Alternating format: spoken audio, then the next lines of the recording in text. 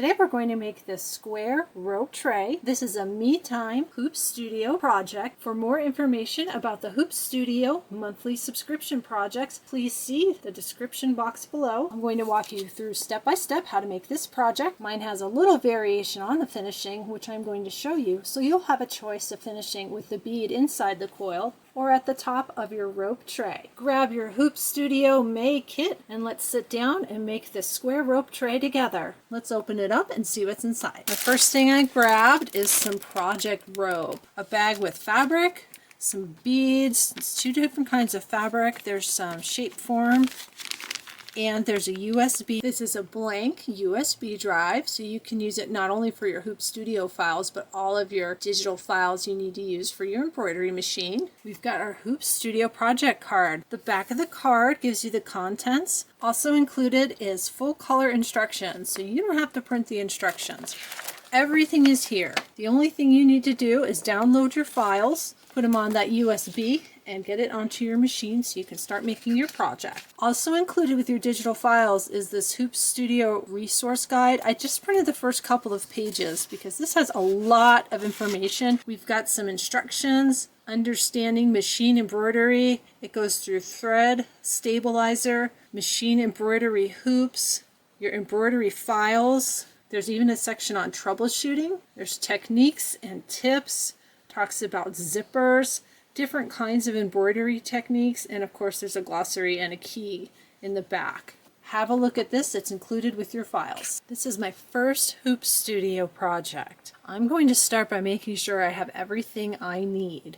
I've got everything that was in the kit. There are a few things that don't come in the kit. That would be your thread and your stabilizers. I already downloaded my files and put them on my USB. Your shape form comes in the kit.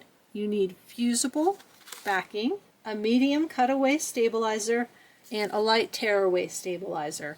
I have the Kimberbell fusible backing. My medium cutaway and light tearaway, they're a different brand, so if you have a different brand, it will work, but when they run out, I'm going to buy Kimberbell brand. For my thread, I went to my thread wall and picked colors similar to the colors that are listed in the instructions. They list the glide colors. I have a lot of embroidery thread. I've got different brands. I'll put it in the description box below. This is a 4-part project. I will step through everything. You do need an embroidery machine that can handle a 5x7 design. I'm on page 4 of the instructions. The first thing we want to do is trim the selvage edge off from the rope accent fabric. Then we're going to take this to our ironing board, fold it over 1/4 of an inch, and press. I have a really neat tool that can help you with measuring and pressing. This is the Clover hot hammer. You can iron on this. It's got a 1/4 inch mark right there. So if you want to be very accurate, you can set this on your fabric, look for that 1/4 inch line, fold it over, and then you can iron right on this ruler. That will get this really exact. Here we are at the ironing board. I've got the ruler. That's a 1/4 of an inch. My iron's going to make a noise. And then you just iron right on the ruler. And you can watch as you move down the ruler, there are additional 1/4 inch lines. You can line up your fabric and keep ironing and make sure you're accurate to that 1/4 of an inch. Or if you don't have anything like that, fold it, measure 1/4 of an inch, press that first little bit, and then go all the way down and make it as close to matching as you can. I have everything pressed down. One little additional step that I did, because I've made a fabric wrapped rope bowl before, I folded the edges over and I pressed these down as well. So when I start to wrap around the rope, I'll have a clean edge on all sides. I'm going to go ahead and set this aside. There's this nice plastic bag in your kit. I'm going to put it in there, that way it won't get dirty. Our next step is prepping the base fabric. I went ahead and gave this a quick press. I've got my 6.5 by 12.5 inch Creative Grids ruler.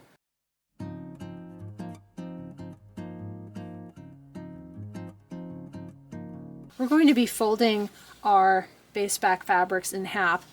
When I went to do that, I noticed they don't exactly match. You can look where I cut my fabric. Oops, see that? I'm off by a little bit here. It'll be fine. I've made rope bowls before. If you make a mistake, go with it. Worst case scenario, if it totally, completely, absolutely will not work, this is the base back of my project. This is the bottom of the rope bowl. What's going to sit underneath? I can pull some fabric from my stash and recut in another coordinating color. And back at the ironing board, take your base back fabrics, fold them in half, wrong sides together, widthwise, and then we're going to press that. Just like that, and press both of them. Once they're good and pressed, you can set these aside. We won't need them until later. I've got to laugh at myself. I have a cutting mistake in this too. It's supposed to be 6 by 6. I cut 6 by 5.5. It'll be fine. I'm filming in the afternoon. I probably should have just waited until tomorrow. But let's go with it and see what happens. We can all learn from this. You're going to want to put fusible backing on the wrong side of your base front fabric. This is the fusible backing, and it has a shiny side. That's going to be what fuses it to your fabric. Make sure you have the shiny side touching the wrong side of your fabric before you iron it down. If you live in a house with pets like we do, and we've got a couple dogs with black dog hair, give it a quick look. Make sure you don't have any black dog hair underneath. I'm going to go ahead and iron this down. I have my fusible ironed down. I'm going to set that aside. Thankfully, the shape form is already cut. I don't have to worry about cutting that wrong. Now that everything's prepped, we're moving on to part 2, stitching the tray base reinforcement. You want to get your 5 by 7 hoop, load up some light tearaway stabilizer. Put your stabilizer in your hoop. You want to hand tighten first. Make sure it's in there good. And tighten with the screwdriver next. Always tighten with the screwdriver so your hoops don't accidentally pop apart while you're embroidering. I'm working on a baby lock meridian today. I'm going to hit embroidery. I need to plug in my USB. Once your USB is in your machine, you want to hit the USB button. The only thing I have on here right now is the Hoop Studio project. I'm looking for the base reinforcement right here. Bring that up. On my machine, I have to hit the set button and then the embroidery button. I've got my neutral thread color. We're ready to go. You're going to stitch this directly onto the stabilizer. Get your paper tape ready. You want to take one of your shape forms, not both, just one. Make sure you cover that outline, and then you're going to tape it down and stitch the tack down line. I have it all taped down. I'm going to recommend whenever you do something where you're taping it down, don't get up and walk away from your machine. Every once in a while, even though you might have it taped down really secure, I've had the little presser foot get caught, and if you walked away, you come back to a really big mess. Let's stitch our tack down line. That's all there was to this step. We're done with this file. Go ahead and get your hoop off the machine. We're going to trim this. Once you have your base tack down line stitched out, you want to go ahead and get this out of the hoop, and you're going to trim right along that stitching line. You don't have to trim close like it's applique, just trim right on the line. This piece is going to slide into the bottom of the rope bowl and help make it more stable.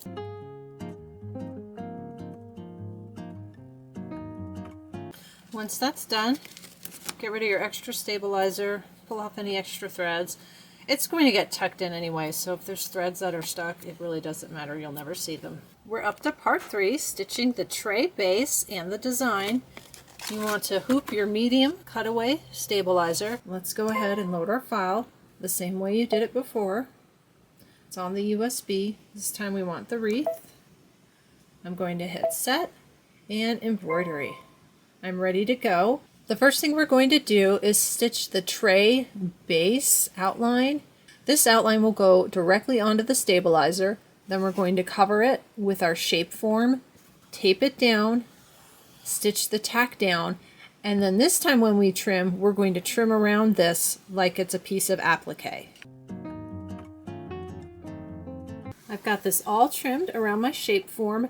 If you accidentally cut your stabilizer, flip your hoop to the back and put paper tape on it. It'll be just fine. We're going to go through steps 7 through 20. I'm going to do this time lapse with music. This is our base front fabric and then all the embroidery. When we get down here to step 21, I'll go ahead and pick up again at regular speed.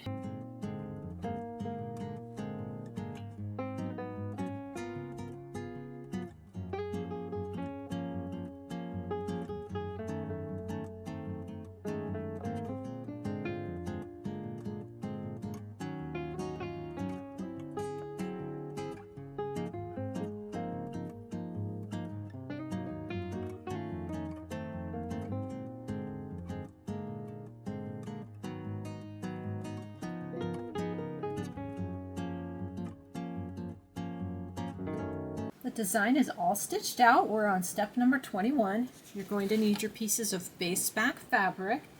You want to take the top piece first. Here's the fold. It's going to line up in the center. We're going to be placing them both on top of the entire project, horizontal folds overlapping by an inch in the center. And it says to make sure that the folded edge of the lower fabric is on top. That's why we're placing this one first. You want to make sure you're covering these lines, the stitch lines, because it's going to tack this down just like that. Grab your lower fabric, and it says to overlap it by an inch. If you line up with the edge of this fabric and the edge of this fabric, you'll overlap by an inch. It works just fine. Right there and right there.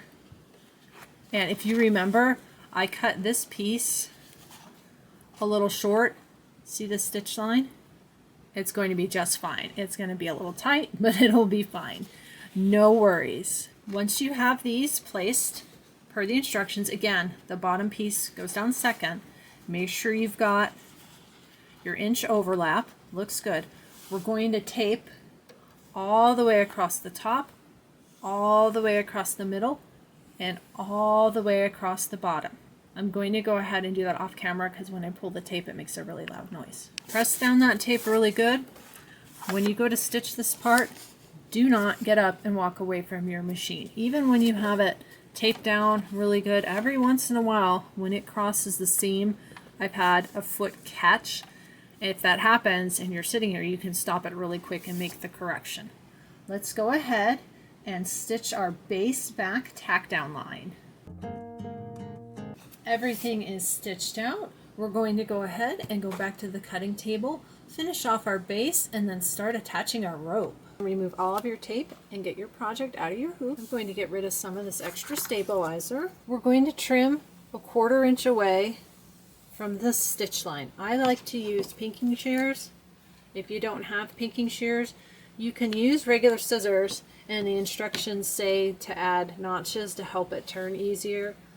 Up to you. What I would say, if you don't have pinking shears, go ahead and cut it, and then we'll flip it, and if you think you need to add notches, you can add them at that time. I've got everything trimmed. It doesn't have to be exact. If you notice after you turn it right side out that it's bulky, you can go back and trim some extra off. I also have a little point turner here. This one happens to be a Clover point turner. You want to go ahead and just squish it and flip it right side out. It feels kind of weird because the shape form's very stiff. You can iron it. If it gets all wrinkly, no problem. Go ahead and turn your whole thing right side out. Definitely better after pressing. Now you want to get that base reinforcement, and you're going to slide it in here. You may end up needing to press this again. If this piece doesn't fit, go ahead and trim. I can tell it's a little bit bigger right here. I'm going to need to trim a little bit off to get it to fit inside. We're on to part 4, sewing the rope tray. If you look at steps 1 and 2, it shows you how to pull the fabric edge off the rope and to flatten it out and to put some anti-fray on it. This helps the rope lie flat. However, I've made a number of these rope bowls. I tuck it in. I don't do that, but you can see it does not lie completely flat. When the rope bowl is in use, it sits fine. You're going to be putting things in your rope bowl. I don't feel like I need to do that step, especially because I use the glue gun for this and it gets glued in there really well, and you can squish it against the shape form. But if you want to make sure you're going to get the best results and flatten the rope, go ahead and follow these 2 steps. I'm also going to talk to you about steps 3 and 4, which I also do not do. However, again, if you want the best results and if you want to make sure that it looks exactly like the project, you would do this. Why don't I do this? When I make my rope bowls, as I attach my rope and go around and go around and go around, I just look at the height as it builds up and I let it get to the height that I like, and I decide where I want the end of my rope bowl. This one I put on the back. You could also have put this on the front. For this project, you can see they put the bead on the side. Here's my Hoppy Easter rope bowl. I'll link this below. This is not Kimberbell project rope. I ended this one in the front, and I did the circle with the bead. And again, I just went around and around and around and got it until it was the height that I wanted it to be. If you'd like to do these 2 steps, it's going to help you when you get to step 8. You can count your rows. So 6 3/4 rows. I'm not too worried about it being exact. If you want it to be exact, make those marks and make your rope flat. I'm going to go ahead and start here on step 5 and get my rope glued down according to the instruction. You want to go ahead and flip this over to the back. You'll notice I have a silicone finger cover on. I use a Sure Bonder high temperature glue gun. It gets hot. I do not want to burn my finger. We're going to slide our rope underneath here, and it says to bring it in 1 inch. Again, I'm just leaving that on. It'll be fine. I'm going to go ahead and put that in, and then you can see right now, and you can make the call. Before I glue it, I'm going to make sure I've got at least 1 inch. When I glue it, I'm going to squish it. But you can see, even when you squish it, because I didn't cut off the end and use that fray check, it's not going to lie completely flat. So if you want that to lie flat, make sure you follow steps 1 and 2. I've got my It Will Burn Your Fingers glue gun. I'm going to put some glue in here, and then I'm going to slide the rope in. That works best for me versus putting the rope in and then putting the glue on top. I am going to push with this finger as well. Just slide it until you get it in place. We're going to head over to the sewing machine and we're going to start stitching. We're going to go clockwise like this. The instructions give you specifications for your zigzag stitch. I do mine a little bit differently. I'm on a Juki QVP. I like to set mine at 5.4 and 1.6. That makes it a little wider and then the stitching a little tighter. I like to uncoil my rope. I just put it on the floor. I used to put it in my lap or on the table and it kept sliding on the floor, so I make sure the floor is clean and put it on the floor. This machine is a nice little machine. I also have a Baby Lock Ballad that does a zigzag stitch, but that machine is really big. The advantage to a smaller machine when you do rope bowls is as you're building your bowl, you're going to be lifting it like this. When I try making them on the Baby Lock Ballad, it's so big that they kind of go like this and I end up with more of a flat tray. So if you have a smaller machine that's got a zigzag stitch, it's a really good choice for your rope bowls. We're going to start on the same side where you inserted the rope. You want to just pull it like this. The first time around, it's going to go flat. And what you want to do is catch your zigzag stitch on either side. So on the base, on the rope, on the base, on the rope. My little foot here has a notch in the middle, which helps me because I can line the notch up with the seam where the two pieces meet. You really need to pull your presser foot all the way up. That's the hardest part, is getting this set. Line the center up with the center of your foot. I'm going to go ahead and hand crank down. That looks good. I'm hitting my rope. And as I go, I just do my best to keep that little notch on my presser foot right where the seam is located. Going to go nice and slow. If your machine has a speed control, which mine does, I think it's off camera, it's got a little turtle on one side and a rabbit on the other. I'm going to go ahead and move it to the middle. That way if I accidentally push the foot pedal down all the way, it won't go too fast. Here we go.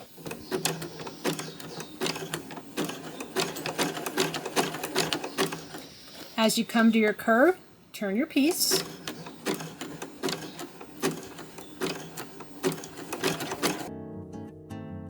If at any point when you're putting your rope on, you have a thread break, your bobbin runs out or anything, just snip your thread, back it up a little bit, and start over.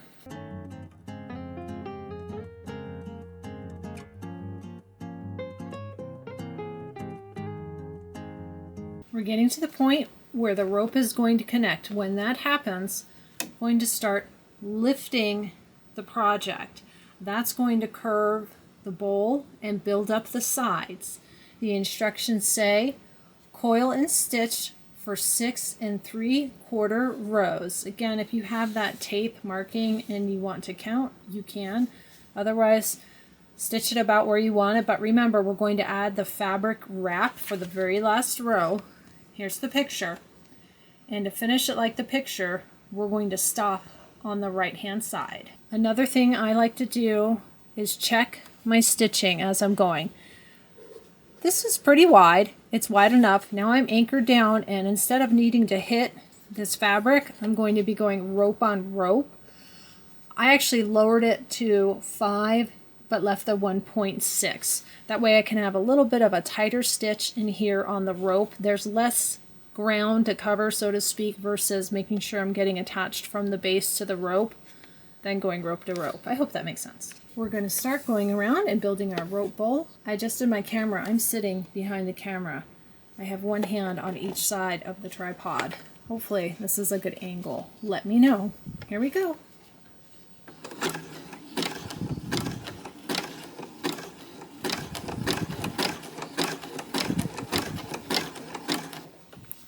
Push this in real tight. We're going to get everything connecting. Now I've got rope on rope, and I'm going to start lifting my piece.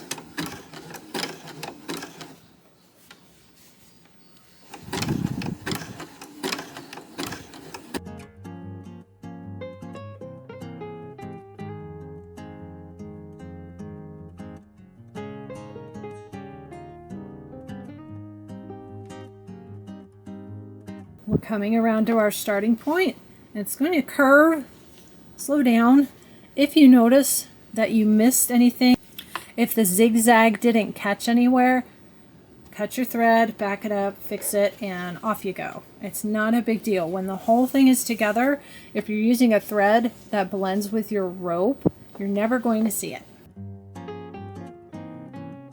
Let's look at this point right there. I'm going to go ahead and cut my thread because I think I ran off to one side. Let's pull it out and have a look. I did. I didn't catch right there. Can you see that? What I want to do is back up to where everything's overlapping and just put in some extra stitches. So there's my little hole. Let's start right about here. Reline it up. Sometimes it's a little hard, especially here because this gets a little wavy. So you may need to trim your thread back up, realign, and start again. Not a big deal. Just take your time with it.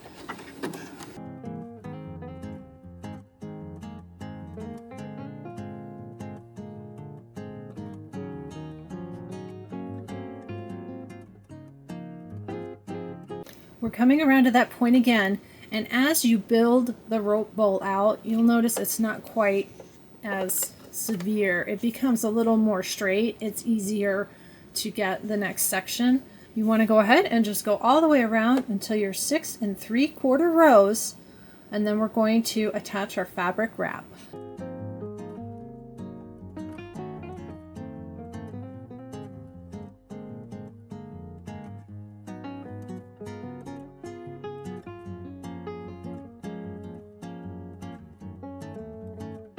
I'm going to pause for a moment, looking at how they're counting their rows.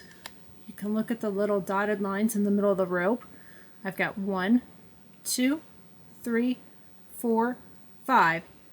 And here comes row 6, and it stops right here at the top. I'm going to go ahead and stitch all the way around to this point and stop so I have the correct number of rows, and then we'll move on to the next step.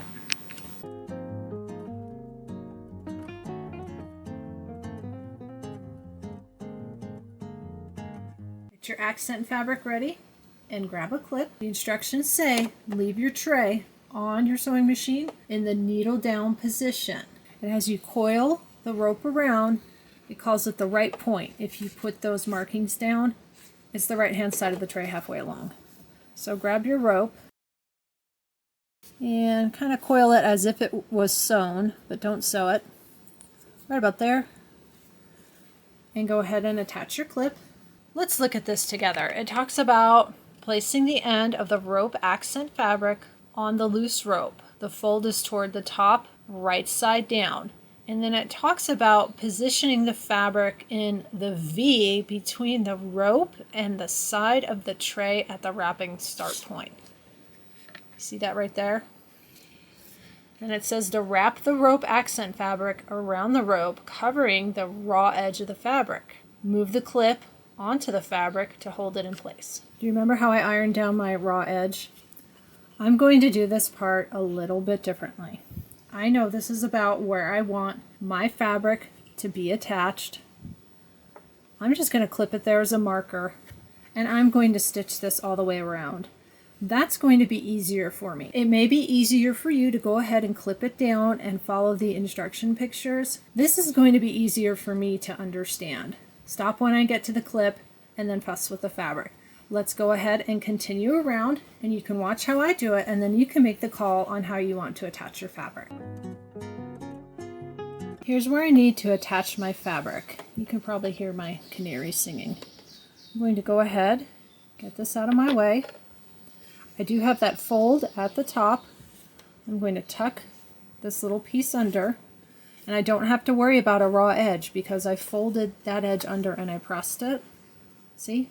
I'm going to tuck that under, bring this back around like that, make it look nice and neat. I'm going to put my clip back on to hold that as I start the wrap. Let me just hold that right there. You want the pretty folded edge on top, and you might have to kind of squish it and play with it a little bit. And I want to bring it around a few times.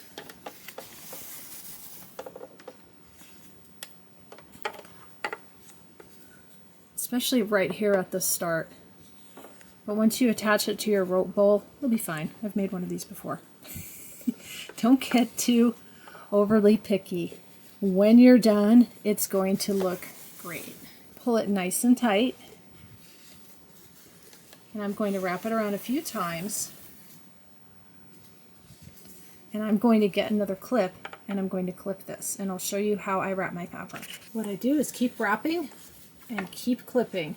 We're going to go from this point all the way around and then end at that point, but we're going to make that nice coil.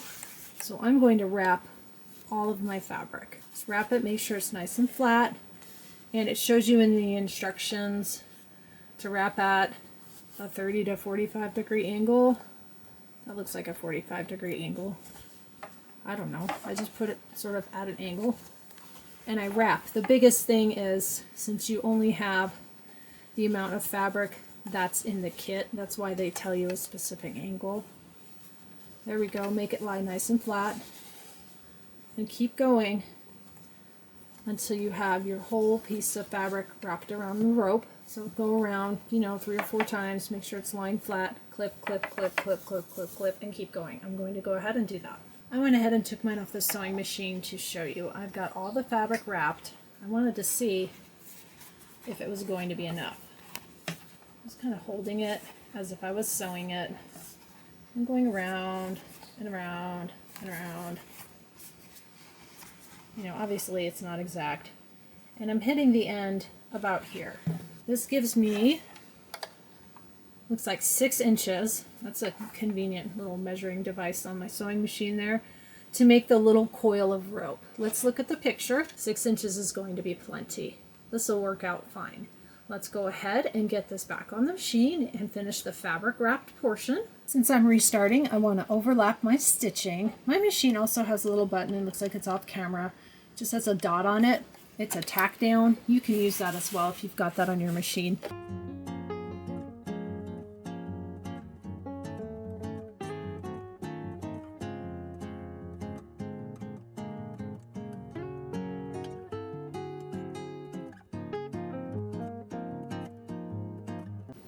I've stitched all the way around.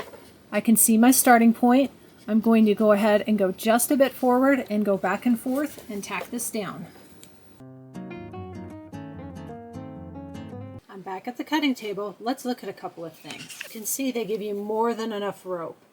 You can probably make another project with this. Looking at the instructions, it says to measure 15 inches. Remember when I measured it on my sewing machine? I have 6 inches. I do not have 15 inches. So how does that happen? When I was wrapping my fabric, my angle probably wasn't severe enough. You could have pulled your fabric down this way a little bit more as you wrapped it. Mine was kind of coming off about 45 degrees. If you angle your fabric down, then it'll wrap a little bit longer, if that makes sense. But looking at this and the size of this red bead, I have plenty to finish it and it's going to look great. Let's look at the card. Do you see where the red bead is? Right there on the side. Then if you go to your instructions, to do that, cut your fabric there and the bead goes on at this point, and then you coil the rope. On my Happy Easter, I did it slightly different. Do you see how the bead is in the center of the coil? I'm going to show you how to do that. That way you can see what this looks like and how you make this, and decide if you like that or if you like the bead at the top. To make a coil with the bead in the middle, the first thing I'm going to do is add a little glue here to hold this fabric down. I don't want it to unravel, so we'll just glue that down. I also added just a little bit of glue inside that seam right there. I'm going to take these clips off. I don't need these anymore. I'm going to cut this off. You have your end here that's cut off. Grab your bead, put the bead on, leave a little bit of space here. I'm going to fill that with glue. That's going to keep the bead anchored. You're going to hide the opening of that bead anyway. Let that cool. Once this is cool, we're going to roll this in on itself. The bead stays in the center. And we're just going to roll and glue. So I can see the first point I'm going to hit is right there. Probably should put some finger covers on my other hand, but I'll be careful. I'm going to roll this, make sure it touches the glue, hold on to it for a moment, give it a good shape, and continue to add glue and roll. That's tacked down really good. And I've got a little bit of extra fabric. I'm going to fold that in so it looks nice. Add more glue and roll my bead. Don't burn your fingers. I'm going to give it a minute and let it cool. I'm right by the opening of the bead. I can get a little extra glue in there. I'm going to put down more glue and keep rolling until I get all the way to the stop point over here. Any frayed fabric like this I want to cut off. Keep going with your glue all the way around.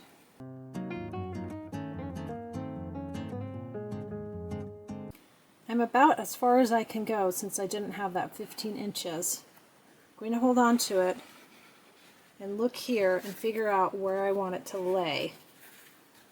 Probably right about there. That looks good. This will put the bead on the inside of the tray, like the picture. It's just in the middle of my coil instead of right here at the top.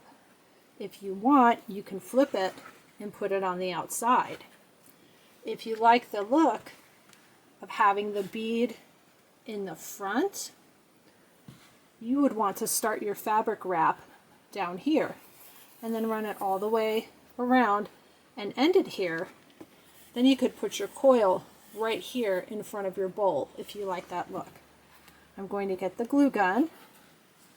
This is all glued together. See? I'm going to put a bunch of glue here and push it down and hold it and wait for it to dry. Then any little pieces of glue, little glue bits and stuff, I'm going to go back and get rid of, like this. And glue strings, those kind of things. You want to pull all those off your project.